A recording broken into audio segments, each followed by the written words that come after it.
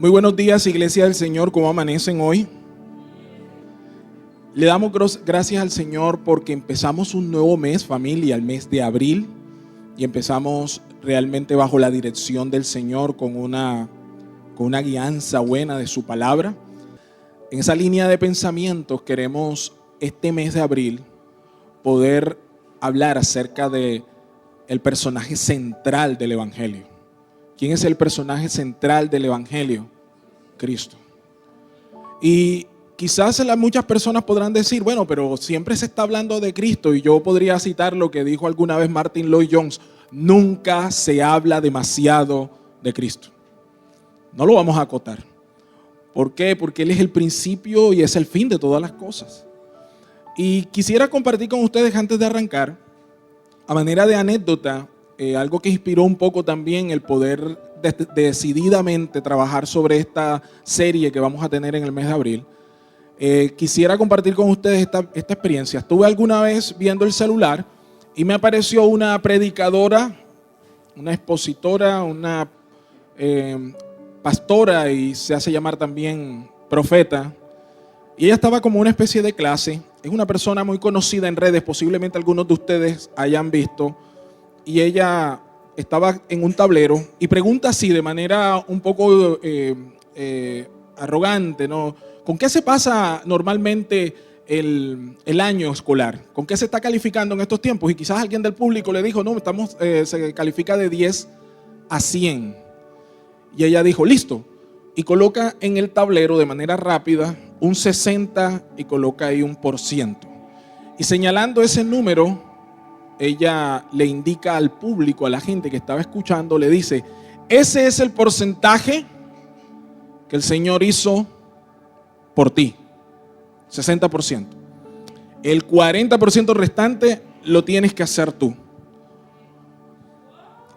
Cuando vi eso, mis hermanos, más allá de sentir rabia o indignación, realmente en mi corazón hubo tristeza. Y no es tristeza simplemente por el hecho de que las personas que estaban allí pudiesen estar recibiendo una información equivocada porque doctrinalmente estuviera malo, sino porque pensaba en qué momento se nos ocurrió a quienes tenemos la gracia dada por Él de menguar y de restar y de quitarle gloria a la obra perfecta y expedita de Jesucristo. ¿En qué momento se nos ocurrió pensar que lo que Cristo hizo no es suficiente? Mi amado, no hay un 60%. No hay un 40%, ni siquiera un 10% que tú puedes añadir a la obra de Cristo. No hay un 5%, ni un 0.00%. La Biblia dice que Cristo hizo una obra completa una sola vez y para siempre. Y luego dice Hebreos que se sentó a la diestra del Padre y exclamó, consumado es. Consumado es. No hay porcentajes que agregar, añadir a esa obra. Su obra es perfecta. ¿En qué momento perdimos de vista que por Él, en Él y para Él son todas las cosas? ¿En qué momento la iglesia comenzó a pervertir que el Evangelio ya no se trata de Él, sino de nosotros? Por eso, familia, este mes es importante para nosotros. No vamos a reivindicar nada porque el Señor no necesita reivindicaciones. Simplemente quisiera invitarles a que ustedes pudiesen tener otra vez ese ardor y esa pasión por la persona más importante de este lugar. Que por fortuna no soy yo, no es el pastor, no son los líderes, no son los ministros de alabanza, no lo es usted, es Él. Él es la razón por la que nos congregamos, la razón por la que actuamos, la razón por la que nos movemos. Y como diría Pablo, porque en Él nos movemos y en Él subsistimos. Él es la razón. Así que quisiera empezar orando, poniendo esta razón que me permito compartir con ustedes. Vamos a poner nuestros ojos en Jesucristo. ¿Cuántos quieren poner sus ojos en Él? Padre, en esta mañana, Señor, puestos de acuerdo, la iglesia de Cristo ha tomado la decisión como asamblea de reconocerte solo a ti, Señor, el único Dios verdadero, y a Jesucristo, a quien tú has enviado. Nos disponemos a no saber cosa distinta que no sea Jesús crucificado, llevado en muerte de cruz y resucitado al tercer día. No queremos saber cosa distinta que no sea ese Cristo que ha de volver nuevamente por esta tu iglesia, a la que compraste a precio de sangre en el madero. No queremos saber cosa distinta que no sea la gloria del unigénito manifiesta hoy a través de la iglesia, ministrando sus misterios a través del glorioso evangelio de Él. No queremos saber cosa distinta que no declare tu palabra y fundamentarnos en ella. No queremos saber cosa distinta que no sea el consolador al cual Jesucristo dejó mientras vuelve por segunda vez. Hoy queremos poner nuestra mirada, elevarla, Señor. Así como diría en aquel entonces el salmista, ¿de dónde vendrá mi socorro? Él miraba los montes y no lo hallaba, miraba los valles y no venía. Y él concluía, mi socorro viene de Jehová que hizo los cielos y la tierra. Ese Jehová que envió a su Hijo unigénito para que todo aquel que en Él crea no se pierda, sino que tenga la vida eterna.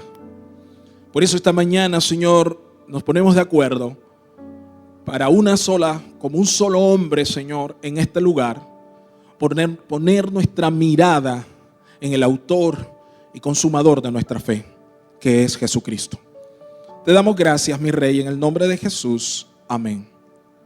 Y quiero empezar citando,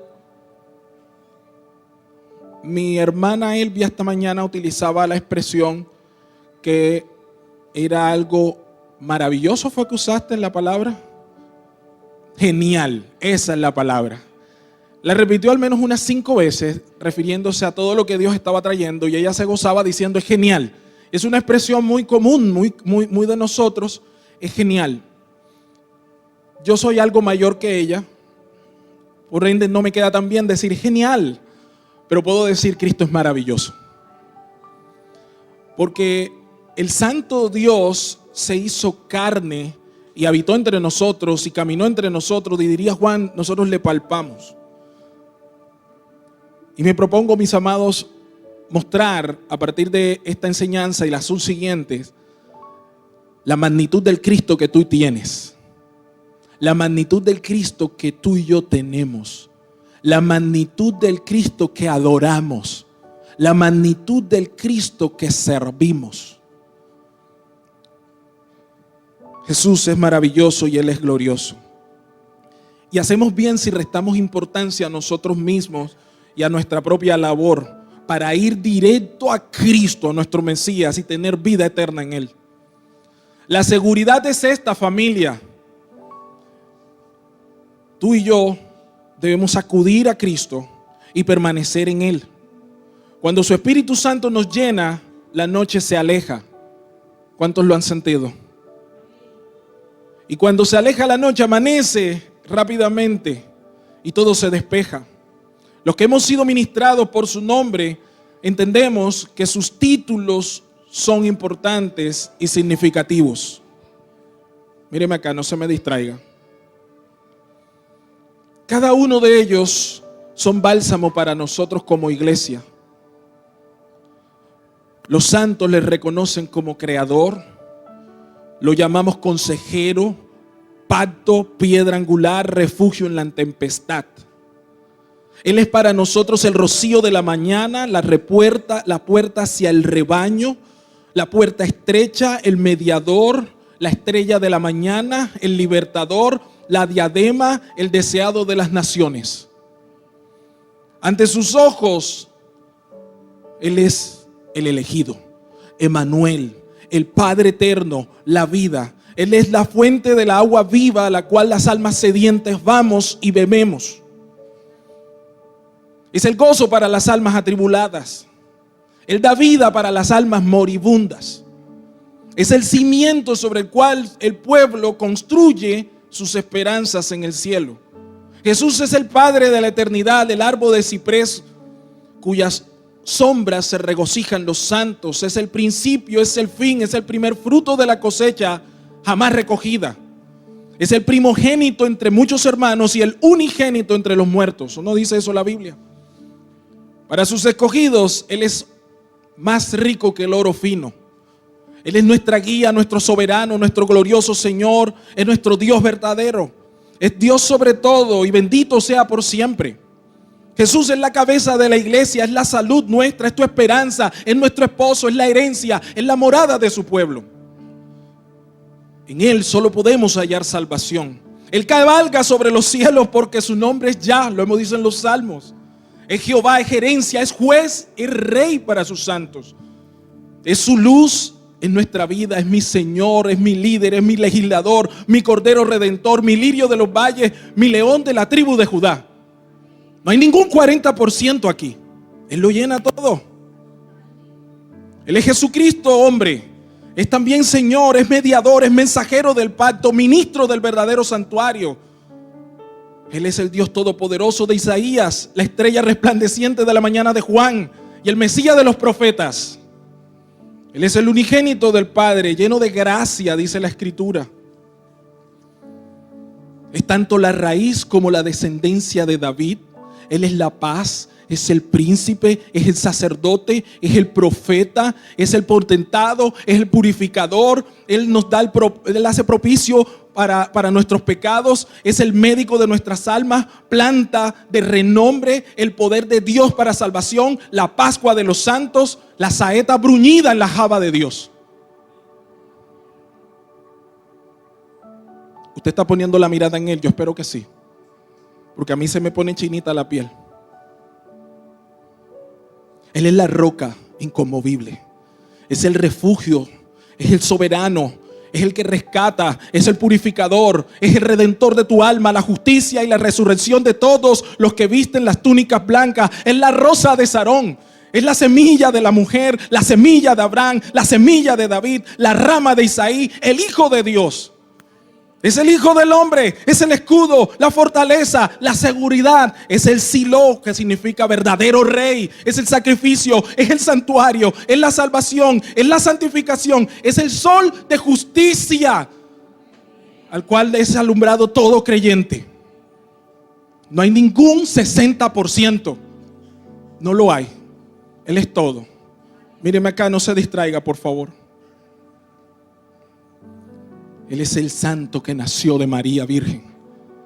Él es el verdadero, es el tesoro, es nuestro maestro, es el templo, es el árbol de vida, es el gran testador de la iglesia, es el camino, es la fuente de salvación, la palabra de Dios, la sabiduría de Dios, el testigo fiel, el sumo abogado, el admirable.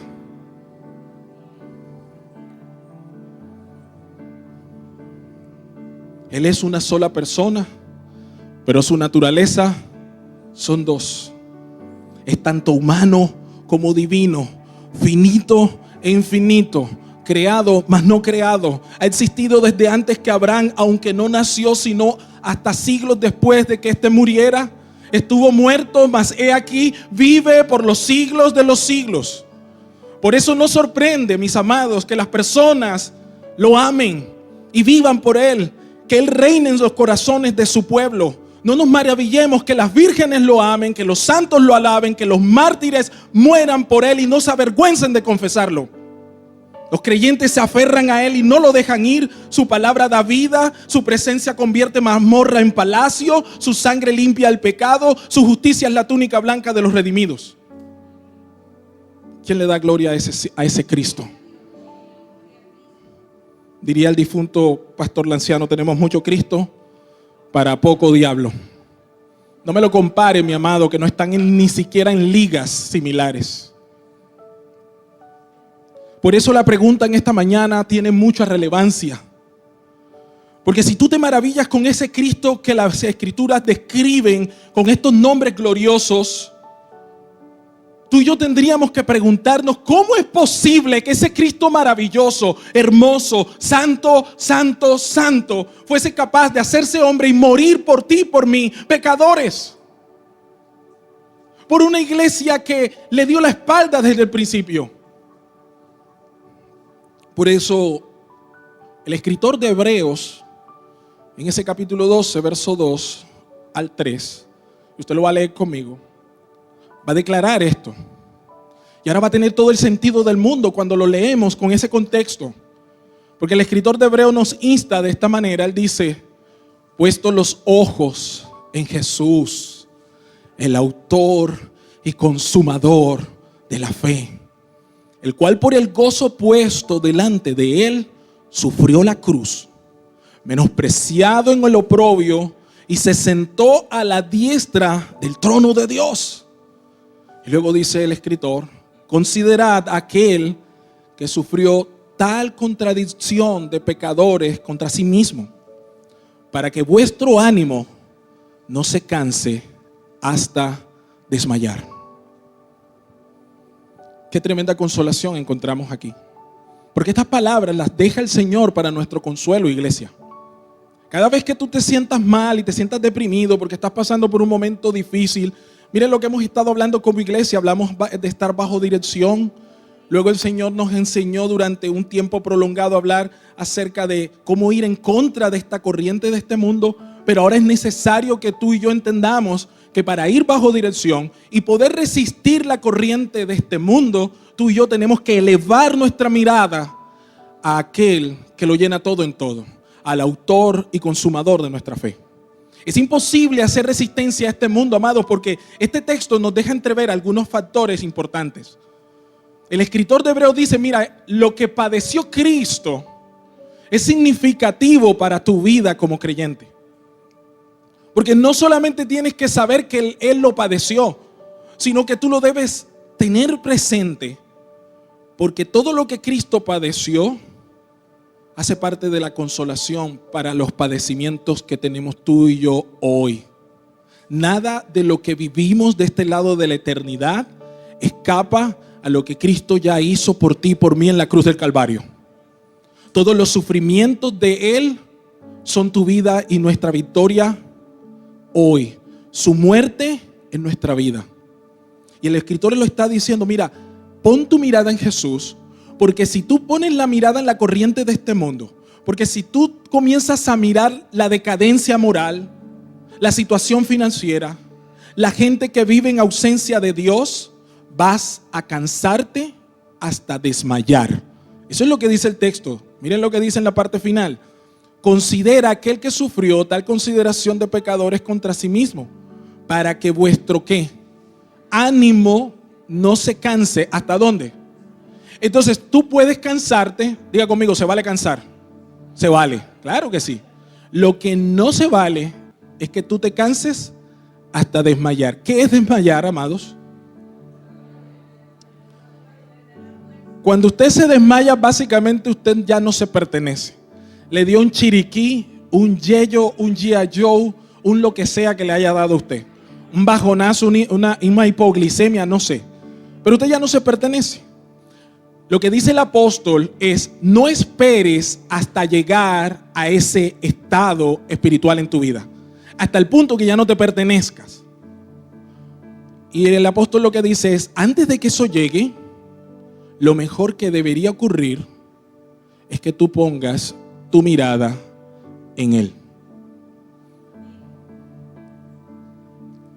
Ahora, ¿es posible que tú y yo podamos poner la mirada en Cristo hoy? Claro que sí, amado.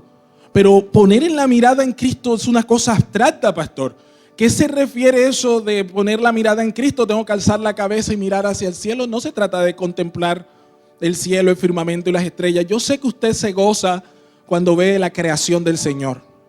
Permítame decirlo, a mí también me goza contemplar el mar, contemplar un atardecer. Yo veo que muchos de ustedes postean estas cosas y son bonitas, y yo no estoy diciendo que eso sea malo, pero quiero hacer una distinción. El escritor de Hebreos no te está invitando a que tengas una meditación trascendental viendo el firmamento, porque estas son cosas que anuncian la gloria de Dios, pero no es Dios. Tú puedes maravillarte de un atardecer, puedes maravillarte viendo el océano, puedes maravillarte viendo las montañas cuando estás de pronto en el interior. Pero imagínate cuánta maravilla es cuando tú recuerdas que Él te amó antes de que tú lo amaras. Imagínate cuán maravilloso es cuando recuerdes que tú y yo le amamos porque Él nos amó primero. Hay una terrible y sustancial diferencia. Toda la diferencia. Por eso quisiera resaltar algunos aspectos de ese mirar en Cristo del cual estamos hablando en la mañana de hoy. Usted debería mirar de manera activa la obediencia de Jesús. Cuando el escritor está diciendo pon tu mirada en Jesús, mira al autor y consumador de la fe, no es una contemplación de manera pasiva. Él lo que está diciendo es: yo quiero que tú observes cuál fue el vivir de aquel que te tomó por soldado. Y entonces uno puede ver a Jesús en su obediencia. Y la obediencia de Jesús, dice Mateo 3:15, que Él cumplió toda la ley. Todo lo que se requería para la ley, Él lo cumplió. Él es el perfecto cumplidor de la ley. Nadie lo ha podido hacer. Por eso cuando me hablas de que no, tú tienes un 60 y el otro 40 te lo tienes que buscar por ti, yo tendría solo por citar. Hubo una vez en la eternidad que eso pasó. Y fue cuando estuvo cuando estuvo Adán y estuvo Eva en el paraíso. Una solita vez Dios le dijo: mira, no hagas esto, depende de ti. ¿Y cómo termina esa historia? Cuando dependió del hombre, ¿cómo terminó la cosa? Mal. A Dios sea la gloria que hoy ya no depende de ti, ya no depende de mí. Él lo hizo todo posible. Él lo hizo una sola vez y para siempre. Tú no puedes ir a subir al madero, ya Él fue. Por eso el escritor de Hebreos dice: solo se hizo un solo sacrificio, uno solo, no hay más sacrificio. Uno solo fue presentado y se dijo: consumado es. Jesús cumplió la ley. Jesús además llevó nuestras culpas, las cuales fueron referidas a Él, sufrió el castigo que nos correspondía a nosotros, vino a este mundo para quitar el pecado y ofrecerse como sacrificio. Y ese sacrificio, amados, tiene que llevarnos a nosotros a contemplar la grandeza del Cristo que tenemos. Ninguno en esta sala puede hacer mayor sacrificio que este.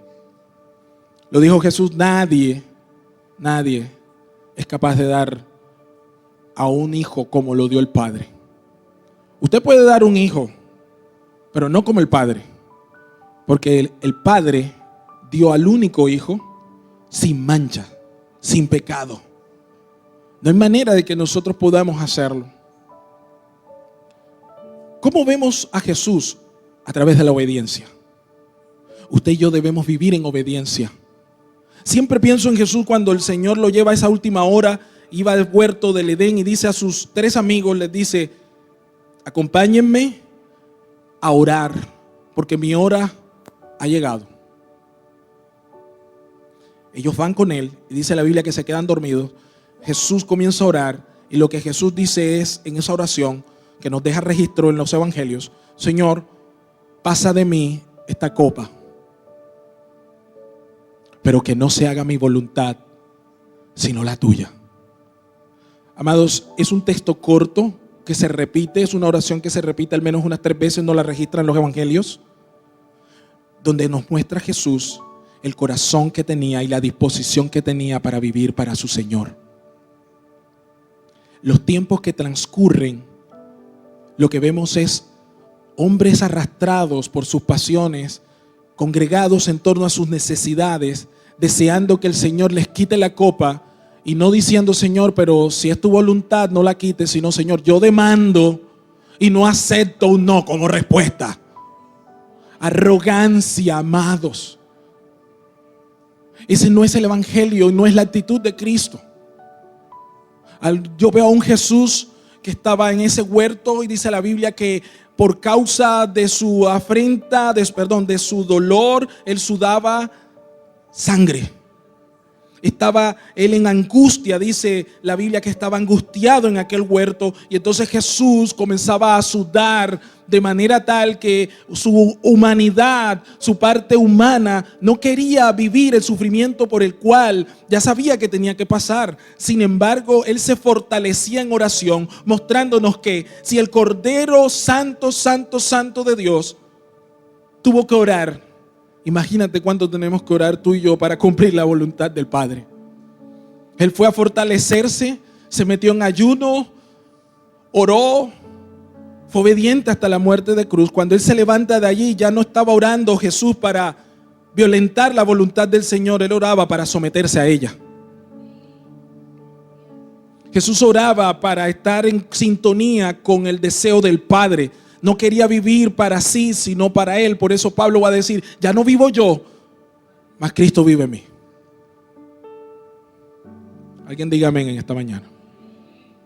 Estas son las cosas que hacen el evangelio glorioso. Cualquiera puede vivir para sí. Las religiones hablan de cómo el hombre busca la iluminación, la trascendencia, el nirvana, el poder llegar a otro estado. Las religiones hablan de la búsqueda del hombre por ser más y perfecto y casi llegar a ser Dios. El cristianismo habla de cómo el hombre desechado y destruido por su pecado es rescatado por un Dios santo.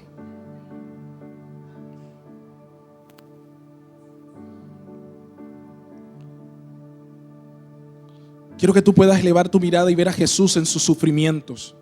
Amados, Él sufrió de verdad. No estoy hablando que le dolía el dedo gordo. No era una fuerte jaqueca que se te puede tomar un dole forte. Ni siquiera los dolores de cálculo para quienes hemos parido de esa manera. La Biblia dice que sufrió de verdad. Isaías lo llama el varón de dolores, el siervo sufriente. Él no solamente sufrió y no fue en apariencia. El apóstol lo llama muerte de cruz en Filipenses capítulo 2 verso 8. Él sufrió la muerte de cruz. Pensar en esto de que Cristo sudara gotas de sangre en el huerto, como lo dice el Evangelio de Lucas, nos habla de que Jesús sabía que le venía una muerte ignominiosa, dolorosa y maldita. El madero era maldición en aquellos días, hermanos. Por Cristo hoy podemos mirar aquel madero con gracia, pero para Él fue muerte. Jesús tuvo que cargar todo el peso de nuestros pecados presentes, pasados, futuros, de los que nacieron, de los que iban a nacer, todos en aquella cruz del Calvario. Allí se hizo odioso al Señor. Por eso va a exclamar: Señor, ¿por qué me has abandonado? El sufrimiento de Jesús no solamente fue físico. Por un instante en la eternidad, el que habita al abrigo del Altísimo, el santo, santo, santo Dios, el que Juan llama el Verbo encarnado, por un instante el Padre le dio la espalda. Y dice la Biblia que fue traspasado. El salmista declaraba: ¿de dónde huiré de tu presencia? Y por un instante Jesús fue abandonado por el Padre cuando se hizo maldito para que tú y yo hoy pudiésemos ser llamados justos. Cuando el escritor de Hebreos dice: puesto los ojos en el autor y consumador de la fe, nos está invitando a mirar el sufrimiento del santo Hijo de Dios. Nos está invitando a recordar que si estamos hoy de este lado y tenemos la oportunidad de tener a nuestros seres queridos, tu esposa, tu esposo, tus hijos, tus hijas, si tienes una casa al cual llamar hogar, si tienes un lugar al cual poder sacar algún tipo de rédito, el Señor hoy te recuerda: todo es por mí y para mí, por mi gloria, porque lo hice posible para que tú hoy tengas vida nueva y eterna. Una iglesia debe poner los ojos en Jesús, no simplemente para cantarle, que es bueno, no simplemente para conmemorarle, que es bueno, sino para rendirse, para entender que sus sufrimientos ya fueron guardados por Él. Que los sufrimientos de Jesús fueron los cúspides de la libertad tuya y mía. Cuando Jesús sufrió en todos sus sentidos. Sus ojos vieron dos escenas dolorosas: a sus amigos insultándole, a sus enemigos, insultándoles, y a su madre llorando en aquel madero. Usted pasa quizás corriendo por esa lectura. Dice la Biblia acerca de María que fue como si una espada cortara, ¿qué cosa? Su alma. El sufrimiento de una madre, todo lo que ella pasó previamente siendo jovencita, la cual le tocó enfrentar sola en cierto tramo de su vida el oprobio, el desprecio, incluso estar expuesta a ser asesinada del deporte olímpico que practicaban los hebreos, que era la lapidación o tirar piedra, como le diga a usted, como prefiera llamarlo. Y esa mujer vivió todas estas cosas. Dice la Biblia que ella veía a Jesús y todas estas cosas las meditaba en su corazón y no se las decía a nadie. Y no en vano dice la Biblia que cuando ella veía a Jesús allí, dice que su alma fue cortada como una espada, fue rota en dos. Ahora Jesús era hombre y él veía a su madre. El sufrimiento de Jesús, sus ojos vieron a sus enemigos insultándole y a su madre llorando. Sus oídos se llenaron de los vituperios del pueblo, los mismos que semanas antes le decían Hosana al hijo de David y batían ramos, ¿se acuerdan? Eran los mismos que luego le estaban diciendo crucifíquenlo, dennos a Barrabás y crucifiquen a Jesús. Por eso va a decir el escritor, el que sufrió tal contradicción de pecadores. ¡Qué contradictorio! Los mismos que lo amaban ahora lo escupen. Su olfato sintió el asco de los escupitazos en su rostro. Su gusto sufrió cuando le dieron hiel y vinagre en vez de agua. Sus sentidos del tacto fueron lacerados por las espinas de la corona sobre su sien y por los clavos que atravesaron sus manos y sus pies. Bueno, sabemos que pudo ser más bien aquí en la muñeca. Puestos los ojos en Él, amados. Cuando pienses en Jesús y pongas tu mirada en Él, piensa en los sufrimientos de su alma. Fue prensado como se prensa el vino, solo dice el libro de Isaías. La prensa de la ira de su padre cayó sobre Él y eso causó un grito agónico. Dios mío, Dios mío. Cuánta agonía, ¿verdad? Desde la cruz Cristo sufrió un eclipse doble. El eclipse de sol y el eclipse de la luz del rostro del Señor. La oración sacerdotal dice que Jehová ilumine tu rostro. Esa es una bendición, ¿verdad? Jehová no iluminó el rostro de Jesús en el madero. Piensa en eso. Cuánta agonía para el Hijo unigénito. Y Él sufrió, amados, no por nada que Él mereciera. Dice la Biblia, se quitará la vida al Mesías, mas no por sí. En Daniel 9:26, fue por nosotros y sufrió para poder satisfacer la justicia de Dios en nuestro lugar, para reconciliarnos con el Señor. Una cosa es que un traidor se le perdone la vida y otra muy distinta es que llegue a ser el favorito. ¿Y saben lo que dice la Biblia? Que Jesús fue el sacrificio por medio del cual nosotros ahora no solamente hemos sido perdonados, sino que ahora somos propicios. Dicho de otra manera, mis hermanos, en Cristo Jesús ahora nosotros somos dignos de cariño, somos llamados hijos y como hijos herederos. Pudo haber sido suficiente, te perdono, vete. Pudo haber sido así, ¿verdad? Pero en Cristo no. En Cristo es, te perdono y te doy ropa nueva, calzado nuevo, te siento a la mesa, dispongo y aderezo mesa delante de tus enemigos y de ahora en adelante mío eres tú. Mis ovejas son mías y nadie las arrebata de mi mano. Esa es la clase de Cristo que servimos, es el Dios que adoramos. A Él sea toda la gloria, el honor y por los siglos. No hay un 40% que añadir, mis hermanos. Ni 40, ni 30, ni 10, ni nada. Que quede claro, mis amados. Murió para poder adquirir para nosotros mansiones gloriosas. Cuando usted ponga su mirada en Jesús, piense que con Cristo vienen mansiones de gloria en los cielos. Por ello, el cielo es llamado no solo la posesión prometida, sino también posesión adquirida. Efesios 1, versículo 14. Cristo murió para darnos una nueva posición. Él sufrió para que pudiéramos reinar. Él se colgó del madero para que tú y yo pudiéramos sentarnos en el trono. Él fue encarcelado para que tú y yo pudiésemos hoy tener libertad. La cruz para Cristo fue el dolor y la afrenta. La cruz para ti y para mí, para los escogidos, fue nuestra coronación.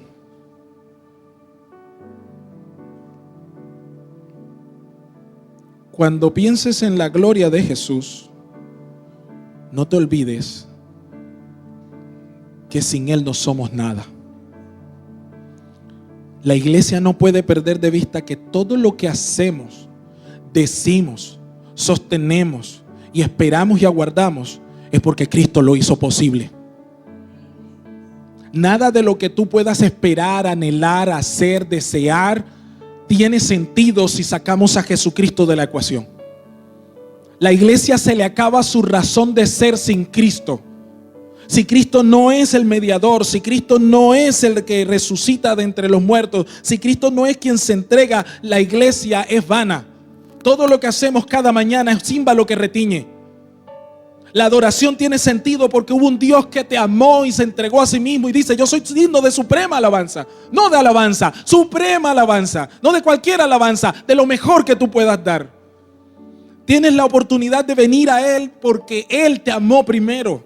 Si te levantas para poder decir algo es porque Dios te dio el aliento de vida. Si tienes algo de qué gloriarte, de alguna riqueza, es porque Él te dio las fuerzas para hacerlas. No hay nada que podamos gloriarnos sin Cristo. Estamos en Cristo, por Cristo y para Cristo. Es el fundamento de la iglesia. Y así quiero terminar, mis hermanos, en este sermón como preámbulo de los que vienen de esta manera. El Salmo 103, que le hemos dado bastante uso en estos tiempos, dice lo siguiente en el versículo 1: bendice, alma mía, a Jehová. ¿Y por qué lo bendice? Porque Él es el que rescata del hoyo tu vida. Porque Cristo se ofreció a sí mismo como una ofrenda por nuestro pecado. Así que si algo quisiera que pudieras llevarte en esta mañana, es que recuerdes que tienes un Jesús maravilloso. Es que tú puedas recordar que al poner la mirada en ese Cristo glorioso y maravilloso, al igual que Él, nos estamos entregando. Cristo fue ofrenda. Lo que nosotros somos hoy es una ofrenda, un dulce sonar para Él. Ofrezcamos nuestras vidas como una ofrenda de gratitud. Si Jesús nos redimió de una deuda, ¿no estarás acaso agradecido con Él? Y Jesús pagó una deuda impagable de nosotros. Pero ustedes que tanto cantan allá todos los domingos, yo veo que pasan es cante y cante y cante. No, amado, nosotros no cantamos. Nosotros estamos agradecidos. Si no cantáramos, nuestros poros hablarían por nosotros. Hay tanto que agradecer por lo que hizo Jesús. Dice la Biblia: si no lo alabas tú, lo alaban las piedras. Si esta iglesia un día viniere y ninguno quisiera adorar, mis amados, hasta estos instrumentos sonarían solos. Las cosas inanimadas cobran vida aún cuando se presenta el Señor. En el beneficio de la relación Dios-hombre, sin duda alguna el hombre sale beneficiado. Dios no tiene nada que tú le puedas añadir. ¿Qué le puedes dar a aquel que lo tiene todo? Ríndete a Él. Es un acto voluntario, es un acto sublime, es un acto de adoración, es un acto de gracia. Vayamos a Cristo y miremoslo a Él para que su gloria nos inunde y no desmayemos en este trasegar que estamos teniendo. Ponte de pie, vamos a orar.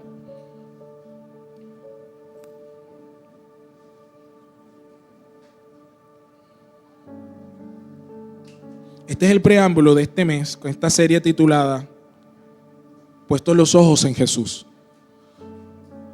Yo quisiera preguntar en esta mañana, ya casi mediodía, a unos pocos minutos del mediodía, quisiera preguntar: ¿cuántos quieren poner su mirada en Jesús? Cierra tus ojos allí donde estás. Amado Padre, venimos a ti, Señor, porque solo tú tienes palabra de vida eterna. No hay otro nombre dado a los hombres por medio del cual podamos ser salvos. Señor, que Cristo sea una realidad en nuestras vidas, no simplemente un pretexto. Señor, oramos para que Cristo sea real en nuestro andar, no simplemente, Señor, un acto religioso. Yo oro, Dios, para que cada uno de mis hermanos, así como